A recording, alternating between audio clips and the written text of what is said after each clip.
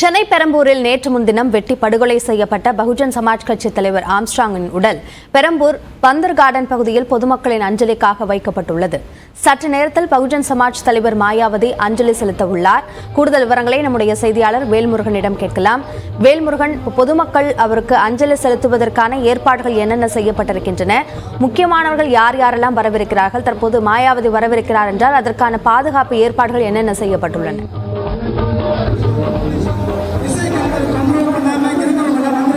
அப்படியே தொடர்ச்சியாக நேற்று முன்தினம் படுகொலை செய்யப்பட்ட பிஎஸ்பியினுடைய கட்சித் தலைவர் தேசிய தற்போது மாநில கட்சித் தலைவர் ஆம்ஸ்ட்ராங் அவருடைய உடல் வைக்கப்பட்டிருக்கிறது. தொடர்ச்சியாக பொதுமக்கள் பார்ப்பதற்கான அந்த ஏற்பாடுகள் தொடர்ச்சியாக போலீசார் இந்த பகுதியில் குறிப்பாக சென்னை மாநகராட்சி பள்ளியில் ஏற்பாடுகள் செய்யப்பட்டிருக்கிறது.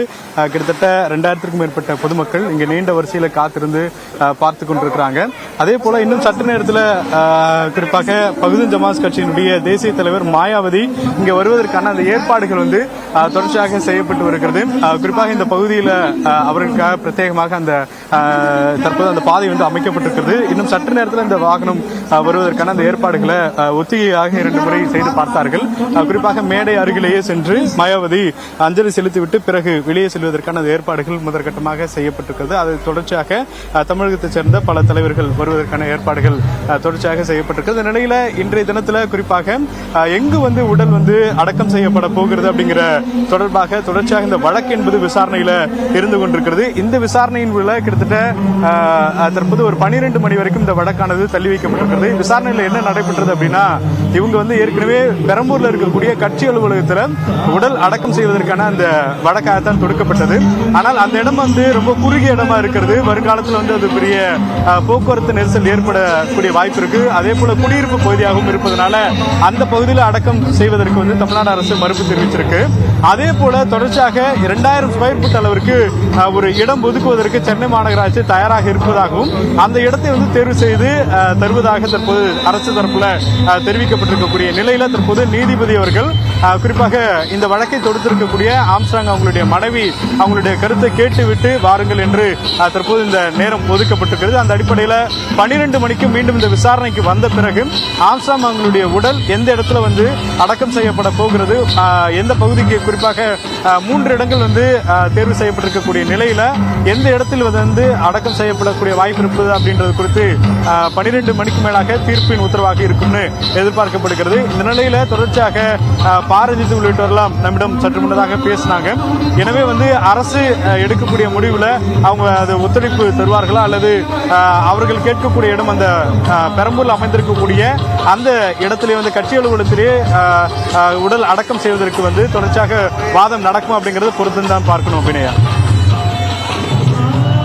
வேல்முருகன், இப்போ நீதிமன்றத்தினுடைய தீர்ப்பு ஒரு பக்கம் இருக்கிறது. மாயாவதி அஞ்சலி செலுத்தற்காக வரவிருக்கிறார். நிலையில் அவருக்கென்று சிறப்பான பாதுகாப்பு என்பதற்காக கூடுதலான பாதுகாப்பு அதிகாரிகளோ வேறு அமைப்புகளிலிருந்து அங்கு பாதுகாப்பிற்காக வரக்கூடிய சூழலோ இருக்கா?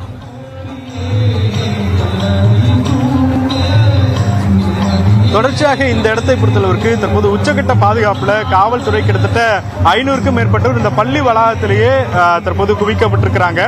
ஏனென்றால் இது ஒரு வழக்கமான ஒரு மரணம் கிடையாது. இது ஒரு படுகொலை செய்யப்பட்ட ஒரு மரணம் என்பதனால எப்பொழுது வேண்டுமானாலும் எந்தவித அசம்பாவிதமும் ஏற்படக்கூடிய சூழல் இருக்கிறதுனால உச்சகட்ட பாதுகாப்பு என்பது இந்த பகுதி பெரம்பூரினுடைய அந்த அரசு பள்ளியில வழங்கப்பட்டிருக்கிறது. சுற்றி இருக்கக்கூடிய அனைத்து சிறு சிறு சாலைகளும் தற்போது காவல்துறை கட்டுப்பாட்டில் வைக்கப்பட்டிருக்கிறது.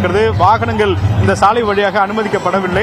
வரக்கூடிய விஐபிகளுக்கு மட்டுமே வாகன அனுமதி என்பது கொடுக்கப்பட்டு வாகனம் உள்ளே வருவதற்கு ஏற்பாடுகள் செய்யப்பட்டிருக்கிறாங்க. வரக்கூடிய பொதுமக்களும் ஒரு பாதையில் வரிசையாக அவர்கள் செல்வதற்கான அந்த ஏற்பாடுகள் குறிப்பாக பாம்ப் ஸ்குவாட் உள்ளிட்ட அனைத்து விதமான காவல்துறையும் தொடர்ச்சியாக இங்கு ரோந்து பணியில் ஈடுபட்டிருக்கிறாங்க. மேடையினுடைய பகுதி அதே போல பொதுமக்கள் அமரக்கூடிய பகுதி உள்ளிட்ட அனைத்து இடத்திலுமே தற்போது பாம்ப் ஸ்குவாட் தொடர்ச்சியாக அந்த ஆய்வு செய்யக்கூடிய பணிகளில் ஈடுபட்டிருக்காங்க. ஏன்னா இந்த இடத்துல பிஎஸ்பியினுடைய தேசிய தலைவராக இருக்கக்கூடிய மாயாவதி இன்னும் சற்று நேரத்தில் வர இருக்கிறாரு. ஏர்போர்ட்ல சற்று முன்னதாக அவர் தனி விமானத்தில் தரையிறங்கி தற்போது இந்த பகுதியை நோக்கி தான் வந்துகிட்டு இருக்காங்க. அதன் காரணமா தொடர்ச்சியாக இந்த பகுதி முழுக்கும் தற்போது போலீசார் பாதுகாப்பு என்பது உச்சபட்ச பாதுகாப்பு என்பது வழங்கப்பட்டிருக்கிறது. இன்னும் சற்று நேரத்தில் வந்த பிறகு நேரடியாக அஞ்சலி செலுத்திவிட்டு அவர் செய்தியாளர்களை சந்திப்பார்னு எதிர்பார்க்கப்படுகிறது. ஏற்கனவே இது தொடர்புடைய குற்றவாளிகளை கைது செய்யணும் அப்படிங்கிற மாதிரி தமிழ்நாடு அரசுக்கு கோரிக்கை வைத்து ட்விட்டர்ல வந்து பதிவு செய்திருக்கிறார். அந்த வகையில் அவருடைய செய்தியாளர் சந்திப்பில் என்ன விஷயங்களை அடுத்து சொல்ல போறார் அப்படிங்கிற ஒரு பெரிய எதிர்பார்ப்பு இருக்கிறது. எனவே அதன் தொடர்ச்சியாக வரக்கூடிய முக்கிய நபர்களுக்கும் இந்த பகுதியில் வந்து தற்போது உள்ளே செல்வதற்கு அனுமதிக்கப்படக்கூடிய சூழலில் 12 மணிக்கு மேலாக சீமான் அவர்களும் வருவதற்கான ஏற்பாடுகள் செய்யப்பட்டிருக்கிறது. ஒவ்வொரு கட்சியின் சார்பிலும் தொடர்ச்சியாக இந்த வந்த வண்ணம் இருக்கிறார்கள். பிரியா வேல்முருகன், இப்ப அரசு தரப்பிலிருந்து பரிந்துரைக்கப்பட்டிருக்கக்கூடிய அந்த 3 இடங்கள் என்னென்ன? இப்போ இந்த பகுதியில அவரை புதைக்க கூடாது, அதாவது பகுஜன் சமாஜ் கட்சியோட அலுவலகத்தில் என்பதற்கான அந்த மறுப்பை தமிழ்நாடு அரசு தெரிவிக்கிறதுக்கான காரணமாக நீதிமன்றத்தில் என்னென்ன விஷயங்களை சொல்லியிருக்காங்க? அதாவது பகுஜன் சமாஜ் பார்ட்டி அமைந்திருக்கக்கூடிய அந்த கட்சி அலுவலகம் அப்படிங்கிறது பெரம்பூர் பகுதியில் அமைந்திருக்கிறது. அது இருக்கக்கூடிய இடமே வந்து ஒரு குடியிருப்பு பகுதி அப்படின்றதுனால ரொம்ப குறுகிய சாலைகளுக்குள்ளாகவே இருக்கிறதா தெரிவிக்கப்பட்டிருக்கிறது.